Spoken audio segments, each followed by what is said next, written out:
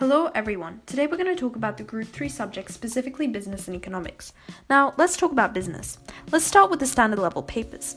SL students will face two main papers. Paper 1 is an extended response paper on one case study that lasts for 1 hour and 15 minutes.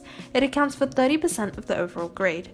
In this paper, students choose one question out of 3, focusing on the core syllabus content, excluding any HL extension material, and this paper is worth 25 marks.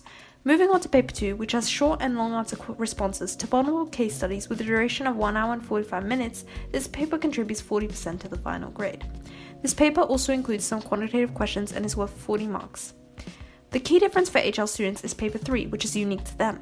This paper is a policy paper that lasts for 1 hour and 45 minutes, making up 30% of the final grade. In paper 3, students must answer 2 compulsory questions incorporating both quantitative and qualitative aspects of the syllabus.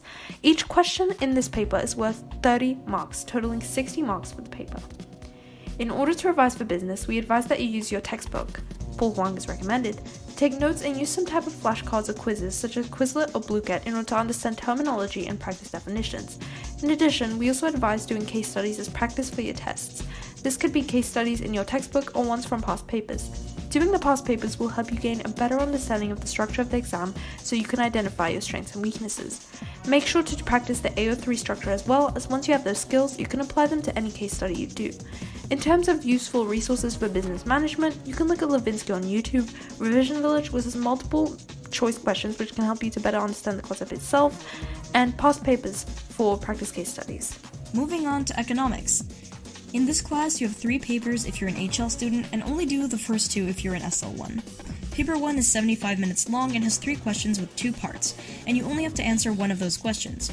You can expect them to be from either the microeconomics, macroecon, or the global economy units. The first part of it is 10 marks and is more explanatory, and the second is 15 marks where you have to evaluate, usually. You can review the IB command terms, which are very important in this course, or we can make a video about it if you like. Anyway, paper 1 is worth 20% of your final grade for HLs and 30% for SLs. Next is paper 2, where you choose between 2 large questions.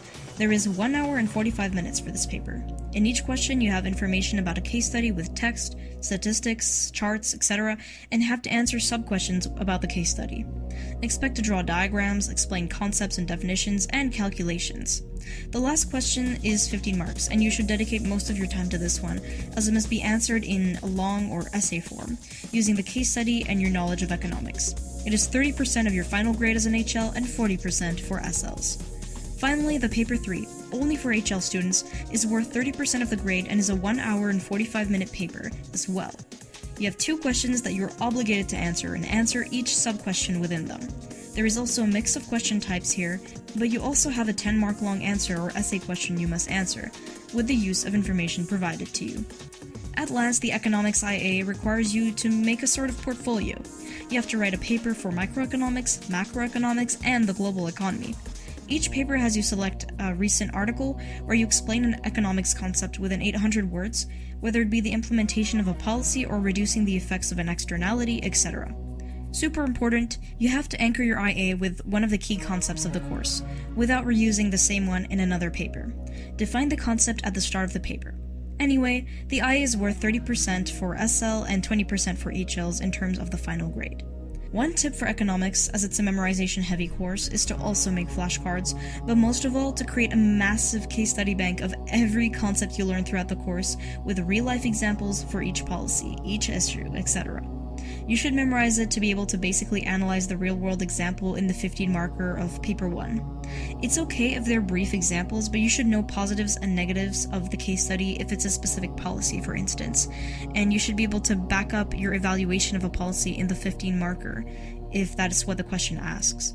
That's all for the Group 3 subjects.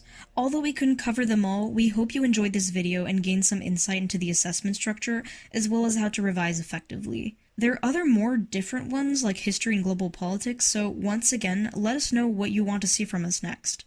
Bye!